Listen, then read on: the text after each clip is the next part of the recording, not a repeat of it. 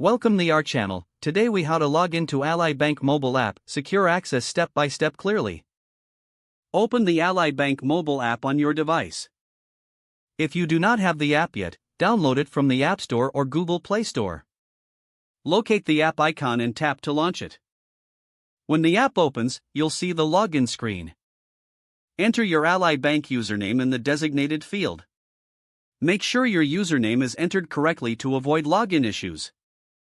Now, tap on the password field. Type in your password carefully. Remember that passwords are case sensitive, so check your capitalization. If you have forgotten your password, tap the Forgot Password link. Follow the prompts to reset your password securely. Once your username and password are entered, tap the Login button. The app will take a moment to verify your credentials. If your details are correct, you will be taken to your account dashboard. For extra security, you might be prompted for additional verification. Follow the screen instructions if prompted. Once logged in, you can access all your banking features. Remember to log out when you're finished for added security.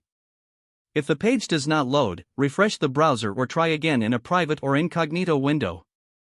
Make sure you are using the correct email address, then retype it carefully to avoid small typos.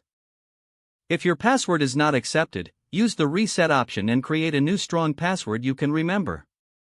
Check your spam folder for verification or security emails, then complete any requested confirmation step. Enable two-factor authentication if available to improve account security and reduce unauthorized access risk. After signing in, review your profile details so your contact information and settings are accurate and current. If you see an error message, note it down and try again after restarting your device and internet connection. Log out when you finish, especially on shared devices, to keep your account and payment information secure.